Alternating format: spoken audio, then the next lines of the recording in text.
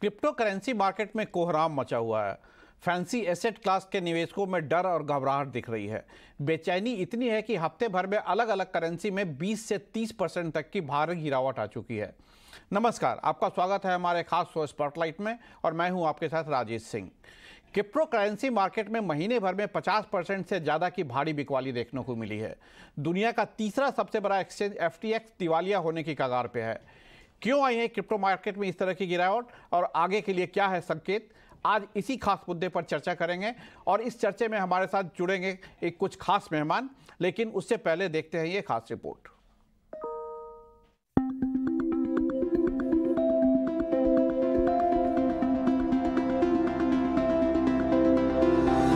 युवाओं के लिए fancy asset class crypto currency technology और क्विक मनी की वजह से काफी लोकप्रिय है, लेकिन अब इसकी लोकप्रियता तेजी से खत्म होती दिख रही है।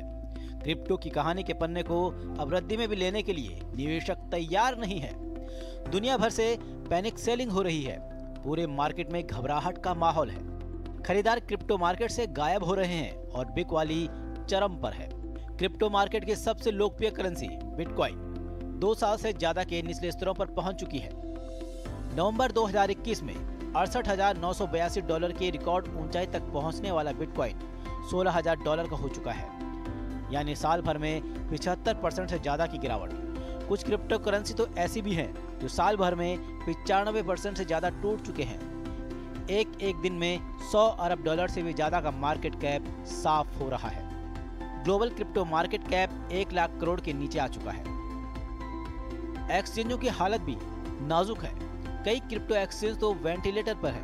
दुनिया का तीसरा सबसे बड़ा क्रिप्टो एक्सचेंज FTX दिवालिया होने की कगार पर है। दुनिया के सबसे बड़े क्रिप्टो एक्सचेंज बाइनेंस ने FTX के अधिग्रहण की योजना भी टाल दी है। ड्यू डिलिजेंस और हाल ही के रिपोर्ट के मुताबिक FTX में कस्टमर्स के फंड्स का गलत इस्तेमाल हुआ है। साथ ही US एजेंसी की रडार पर भी हैं।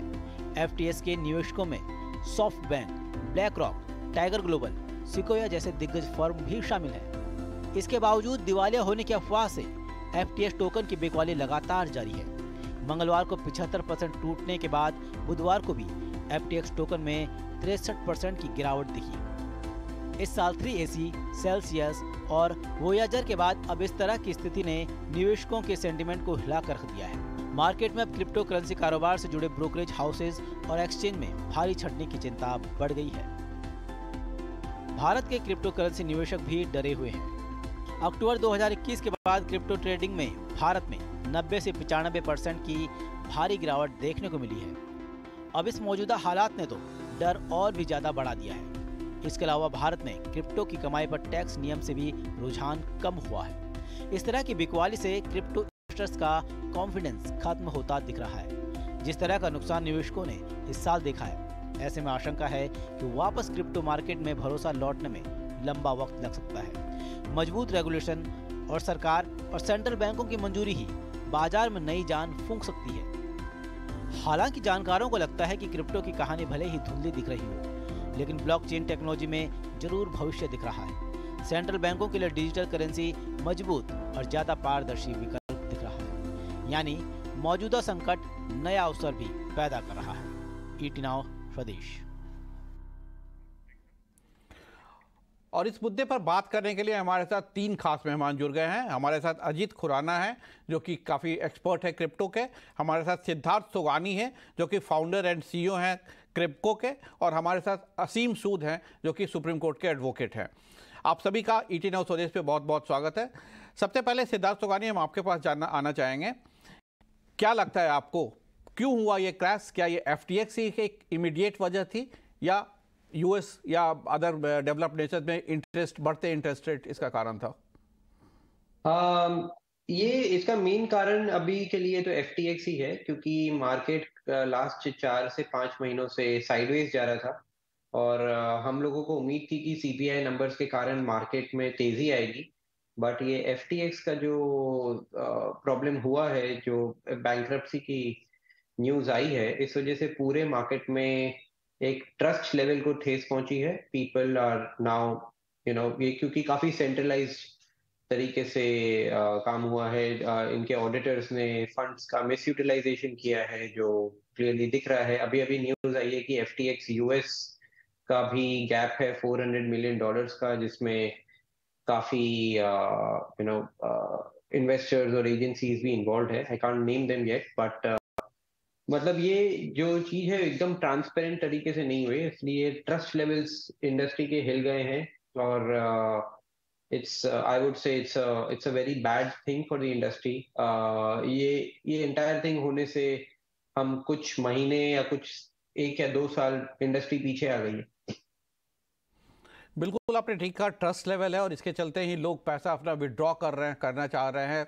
खासकर यंगस्टर्स में क्रिप्टो का बहुत ज़्यादा क्रेज था, वहाँ सबसे ज़्यादा ट्रस्ट नीचे गिरता हुआ है। खुराना साहब आपके पास आना चाहेंगे, आपको क्या लगता है कि ये ट्रस्ट कैसे अब फिर वापस आएगा? क्योंकि क्रिप्टो में बहुत तेज़ी से चढ़ाव हुई थी और पिछले कुछ दिनों में 2/3 से ज़्यादा फॉल आया है। तो ये फॉल रिकवर होने में कितना वक्त लगेगा? रिकवर होगा भी या नहीं होगा? क्या कहना है आपका? हमारा जो कीमतों का जो गिरावट आई है वो 3 कारणों की वजह से आई है। पहले जब हम 65,000 से लेके 35,000 पर आए, वो क्रिप्टो का ही कारण था कि लोगों ने वैसे ही कीमतें बढ़ा दी थी तो गिर गई। उसके बाद जो यूएस में इंटरेस्ट रेट्स वगैरह बढ़े, उससे हम लोग 35,000 से लेके 20,000 पे आए और पिछले 48 घंटों में हम लोग 20 से भी 15 के आसपास तक आ गए थे। तो ये जो आखिरी चरण का जो प्राइस गिरा है, ये पूरी तरह ट्रस्ट की वजह से गिरा है, क्योंकि आपने जिन लोगों को पैसे दिए थे, इस केस में FTX, उन्होंने आपके पैसे का दुरुपयोग किया, जहां तक कि उनको आपके पैसे का उपयोग भी नहीं करना था। उन्होंने तो सिर्फ बैंक लॉकर की तरह आपके पैसे अपने पास रखने थे। तो पहली बात, ये जो ट्रस्ट है ये कभी भी वापस तब तक नहीं आएगा जब तक कि यहां तो लोग मुझे अपना एविडेंस ना दें। बाइनेंस, KuCoin और ऐसे अन्य एक्सचेंजेस ने कहा है कि हम एविडेंस देंगे, आपको दिखाएंगे कि देखो हमने आपके पैसे को हाथ नहीं लिया। और रेगुलेशन के स्तर पर रेगुलेटर हमेशा से कहते थे कि भाई ये क्रिप्टो में कोई उनको डर लगता है, और अभी जबकि डर की बात समझो सच बन के आ गई है, तो रेगुलेटर्स को भी पहल लेनी पड़ेगी, उसी के बाद ट्रस्ट आएगा। बिल्कुल, रेगुलेटर्स को इसमें एक्ट करना होगा। आसिम सूद साहब, हम आपके पास आना चाहेंगे। आपको क्या लगता है कि जैसे भारत जिसकी अगर हम बात करें तो यहाँ पे अभी भी लीगल टेंडर नहीं माना गया है क्रिप्टो का, बहुत सारे देशों में नहीं माना गया है, लेकिन फिर भी ट्रेड हो रही है क्रिप्टोज में, टैक्स लगाए जा रहे हैं। ऐसे में जब इस तरह की केसेज आते हैं FTX में कि फंड का यूटिलाइजेशन गलत तरीके से किया गया, कस्टमर्स के फंड का, क्या किस तरह के एक्शंस हो सकते हैं? यूएस में तो हो रहे हैं, अगर भारत में भी हो रहे हैं। अभी अभी खबर ये भी आई है कि भारत में जो बिनांस है उस पर ED ने उनके कुछ बिटकॉइंस को सीज कर लिए हैं। तो इस तरह की चीज़ों में किस तरह के लीगल एक्शंस हो सकते हैं भारत में, अगर हम बात करें खासकर? तो देखिए, आप जिन जिन चीज़ों की बात कर रहे हैं वो तो आफ्टर द फैक्ट एक्शंस हैं कि उनको कुछ पता चला है और उन्होंने उन्होंने कार्रवाई की है। लेकिन इन्वेस्टर्स को बचाने के लिए जो एक्शंस लेने चाहिए वो एक्शंस रेगुलेटरी एक्शंस हैं। और आपको पता होगा कि सुप्रीम कोर्ट ने हालांकि RBI के सर्कुलर को दो साल पहले इनवैलिड बोल दिया था, तब से हमारी सरकार ने एक कदम नहीं लिया है रेगुलेशन की तरफ। अगर एक सेट ऑफ रेगुलेशंस आता जिसमें इन्वेस्टर प्रोटेक्शन रूल्स होते, कुछ ऑडिटिंग रूल्स होते, ऐसी चीजें होती, कुछ लाइसेंसिंग रूल्स होते, तो ये ईडी टाइप ऑफ सिनेरियो शायद आता भी नहीं। तो main crypto is ultimately non traditional asset class. इसमें फ्लक्चुएशंस भी होंगे, इसमें स्कैम्स भी होंगे, and only regulations can ensure कि इनका इम्पैक्ट कंज्यूमर्स पे मिनिमल हो। तो उसके बिना ये सिनेरियो हर 6-8 महीने आपको ऐसे सिनेरियोस दिखते रहेंगे। बिल्कुल, इसको रेगुलेशन की जरूरत है और रेगुलेशन के लिए ये भी खबर आ रही है कि RBI और सरकार में सामंजस्य नहीं हो पा रहा है, इसके लिए रेगुलेशन नहीं आ रहा है। पार्लियामेंट में बिल आने वाला था पर वो अभी तक नहीं आ पाया है। सिद्धार्थ साहब, आपके पास हम आना चाहेंगे। आपको क्या लगता है कि FTX one of a kind है कि जैसा कि आसिम सूद जी कह रहे थे 6-8 महीने में फिर दूसरा कोई केस आएगा, और अगर ऐसा होता है तो जो ट्रस्ट लेवल है लोगों का या इन्वेस्टर्स का और ज्यादा ब्रेक करेगा? बिल्कुल, FTX के जैसे कहीं और एक्सचेंजेस हैं, कहीं और प्रोजेक्ट्स हैं जो फेल हो चुके हैं। सेल्सियस, वॉयेजर, ये टेरा लूना, कितने मीम कॉइन्स और ये जो कॉइन्स आते हैं, ये सारे रग पुल्स, हम इनको कहते हैं, रग पुल्स काफी होंगे। बट जब तक कोई जैसे अशीम जी ने कहा, जब तक हमारे पास कोई रेगुलेटरी बॉडी नहीं होगी तब तक ये नहीं होगा। आप अगर देखना है हिस्ट्री में जाएंगे तो आप देखेंगे कि स्टॉक मार्केट्स में भी ऐसा ही होता था। आज से 20 साल 30 साल पहले स्टॉक मार्केट्स के अंदर भी बहुत मैनिपुलेशंस होते थे। वुल्फ ऑफ वॉल स्ट्रीट अगर आपने मूवी देखी होगी तो पेनी स्टॉक्स को वो लोग गुना बढ़ा देते थे, और they made a lot of money. India के अंदर भी ड्यूरिंग द मिड 90s ऐसे काफी स्कैम्स हुए हैं। बट जब रेगुलेटर्स को ये पता चला कि इसमें ये स्कैम्स हो सकते हैं, ये लूप होल्स है, दे केम इन, काफी स्ट्रिक्ट गाइडलाइंस बनाई, और अब इस तरह के स्कैम्स नहीं होते। क्रिप्टो में भी जो स्कैम्स हो रहे हैं वो सेंट्रलाइज्ड एक्सचेंजेस के अंदर हो रहे हैं। इससे बिटकॉइन के नेटवर्क को कोई प्रॉब्लम नहीं हुई है, बिटकॉइन के ट्रांजैक्शंस हो रहे हैं। जो बड़े दूसरे प्लेटफॉर्म्स हैं उनके ऊपर भी ट्रांजैक्शंस में कोई प्रॉब्लम नहीं है। हमको ये समझना पड़ेगा कि जब तक उसकी पासवर्ड आपके पास में है, not your keys not your coins हमारे इंडस्ट्री में कहा जाता है, तो अगर आपके टोकन्स का custody, private keys as in the password is with you, nothing can happen to it. But जब आप किसी थर्ड पार्टी को ट्रस्ट करने लग जाते हैं जो आपके टोकन्स को होल्ड करता है, आपके कॉइन्स को होल्ड करता है, ऑफ कोर्स वो कोई ह्यूमन चला रहा है, इसलिए उसके अंदर ये तरह के स्कैम्स होते हैं। बट अगर आप के पास में पासवर्ड है और आप नेटवर्क से डायरेक्ट डील कर रहे हैं तो there is, I don't see any loophole here. नहीं, बिल्कुल लूप होल नहीं है अगर पासवर्ड आपके पास है तो। लेकिन इसके बाद भी FTX के केसेस हुए और ऐसे और भी कई सारे केसेस हुए हैं। खुराना साहब, आपका क्या कहना है इस पर?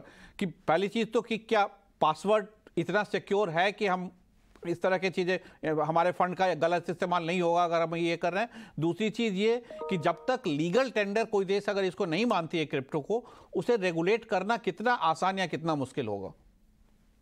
आपको इधर एक मजे की बात ये बताता हूं कि बस मैं जब जो क्रिप्टो के इंडस्ट्री के बाहर के लोग होते हैं उनसे बात करता हूं तभी ये शब्द लीगल टेंडर की बात आती है। क्रिप्टो के इंडस्ट्री के अंदर आज तक किसी ने मांग नहीं की कि क्रिप्टो को लीगल टेंडर बनाओ, क्योंकि लीगल टेंडर तो ये हो कि हम लोग जैसे रुपया होता है, डॉलर होता है, पाउंड होता है, वैसे ही बिटकॉइन या अन्य क्रिप्टो करेंसी को मान्यता मिले, ऐसी मांग किसी ने की नहीं है। तो लीगल टेंडर बनने की कोई गुंजाइश नहीं है। हाँ, ये जरूर है कि अगर आप पूरी तरह ऑडिट या इंस्पेक्शन या ऐसे कोई रिक्वायरमेंट्स या रेगुलेशंस नहीं भी लाते तो कम से कम ट्रांसपेरेंसी और डिस्क्लोजर के नॉर्म्स तो लाइए, उसके अंदर तो कोई कंफ्यूजन नहीं है। और मुझे लगता है कि RBI और सरकार के बीच में भी कोई डिसएग्रीमेंट नहीं होगा अगर ट्रांसपेरेंसी की मांग की जाए। अगर आपने अपने कॉइन्स यानी बिटकॉइन या इथेरियम वगैरह किसी और को दिए हैं, चाहे वो बाइनेंस हो, FTX हो, कॉइनबेस हो, तो आप उन पर भरोसा कर रहे हैं। और जब आप बहुत सारे लोगों पर भरोसा करेंगे तो कोई ना कोई उनका भरोसा तोड़ेगा भी। तो इसके अंदर सीख निकल कर यही आती है कि देखिए, बिटकॉइन में लोगों ने या क्रिप्टो में लोगों ने बहुत पैसे कमाए हैं, मगर इतनी ज्यादा उम्मीद ना रखिए कि भाई 100 रुपए डालेंगे तो उसको लाख रुपए बना देंगे, क्योंकि वो करने के लिए इतना रिस्क लेना पड़ता है कि वो सामान्य व्यक्ति नहीं ले सकता। बिल्कुल, आपने ठीक कहा कि यहाँ पे, लेकिन इस तरह के फ्रॉड्स के बाद क्या रिस्क और ज्यादा बढ़ जाता है? क्या, क्यों लोग विड्रॉ कर रहे हैं? क्योंकि लोगों का ट्रस्ट टूटा है एकाएक। तो अगर रिस्क लेके भी यंग लोग पैसा लगा रहे हैं और खासकर यंगस्टर्स में ये ट्रस्ट अगर टूट रहा है तो ये आगे आने वाले दिनों में और ज्यादा खतरनाक है क्रिप्टो जैसे करेंसीज के लिए। मुझे लगता है कि ये, मैं आपको अपनी बात बताता हूं क्योंकि मैं वित्तीय सलाहकार तो हूं नहीं, मगर मैंने तो कल भी बिटकॉइन खरीदा है और परसों भी बिटकॉइन खरीदा है, क्योंकि मुझे लगता है कि इसमें और बहुत उम्मीद बाकी है और बहुत लंबा रास्ता बाकी है। ऐसी धांधलेबाजी के केसेस आते रहेंगे और आगे भी आएंगे, लेकिन अगर आप थोड़े से फालतू क्रिप्टो करेंसीज में या इनसिक्योर एक्सचेंजेस में ना रहते हुए अगर आप थोड़ी आपकी जो इंटरेस्ट या अर्निंग की एक्सपेक्टेशन थोड़ी कम करें कि ये नहीं मुझे रातों रात अमीर बनना है, तो अभी भी इसमें बहुत ज्यादा उम्मीद बाकी है, बहुत ज्यादा लंबा रास्ता आगे बाकी है। सिद्धार्थ सुगानी जी, आपके पास आना चाहेंगे हम।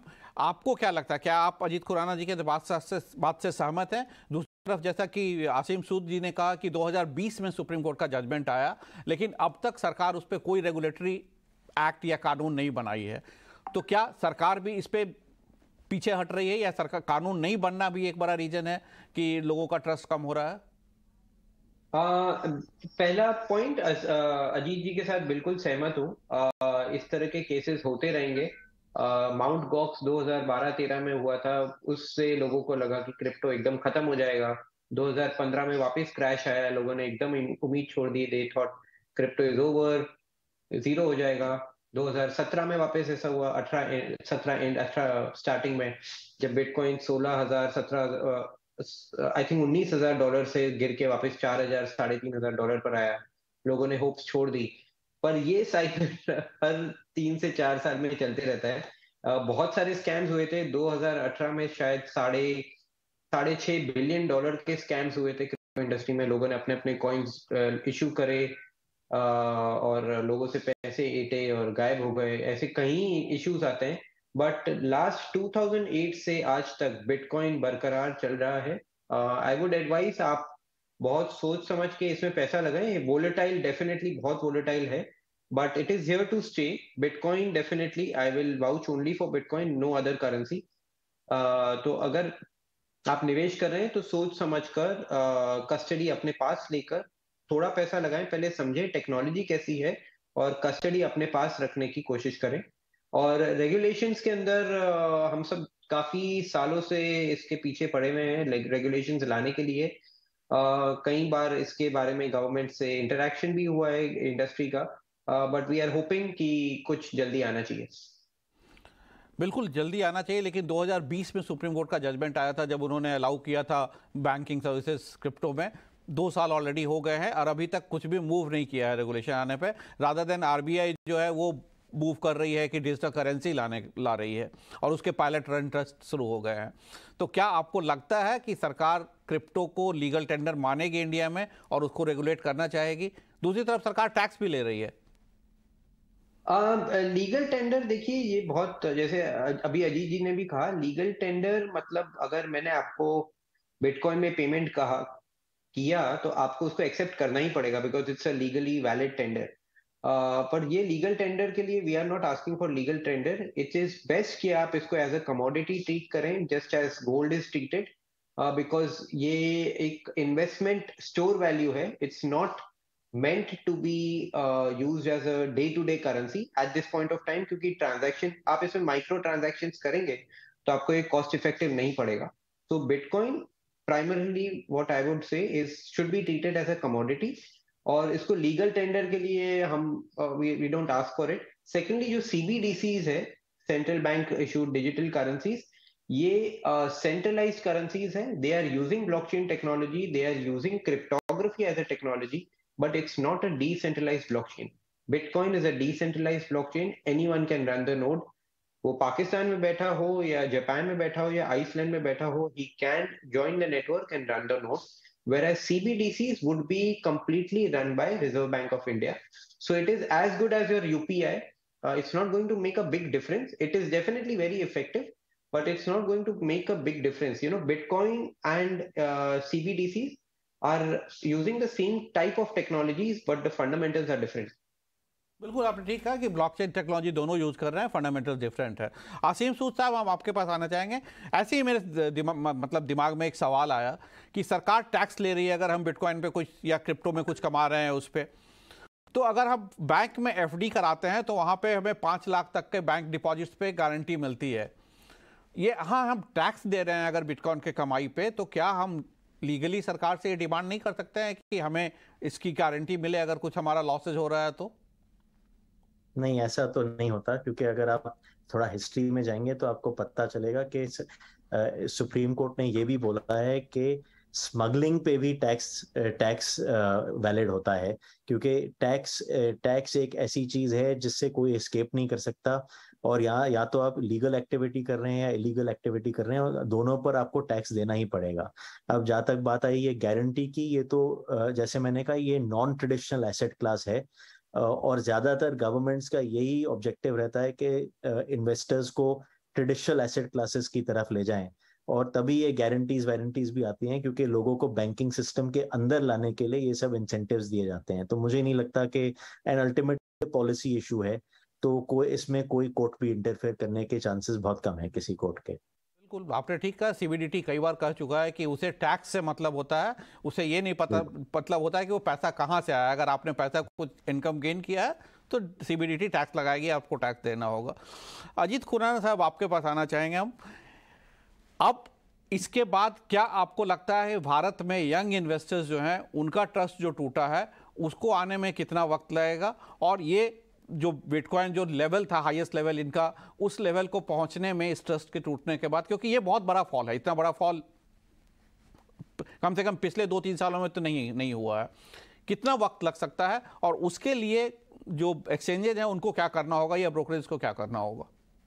बिल्कुल अच्छा सवाल पूछा आपने। अगर हम सिर्फ अपने देश की बात करें, और टेरा लूना का जो क्रैश हुआ था कुछ महीने पहले और आज जो FTX का हुआ है, लोगों का बहुत बड़ा नुकसान हुआ है दोनों केसेस में, मगर उस समय ज्यादा हुआ था। और ये बस समझो गलती से हो गया, क्योंकि जब से TDS शुरू हुआ है, इनकम टैक्स से लोगों को दुख था लेकिन उतना बड़ा नहीं था। TDS में क्या होता है कि हर एक ट्रांजैक्शन पे 1% आपका अमाउंट कम हो जाता है, तो लोगों ने ट्रेड करना कम कर दिया, वॉल्यूम कम हो गए, लोगों के पास पहले से ही कम क्रिप्टो थे, तो इसलिए क्योंकि उनका निवेश का स्तर कम था, इसलिए FTX के धांधलेबाजी में उनका नुकसान उतना नहीं हुआ। सिर्फ हमारे देश की बात कर रहा हूं, जितना कि टेरा लूना में हुआ था।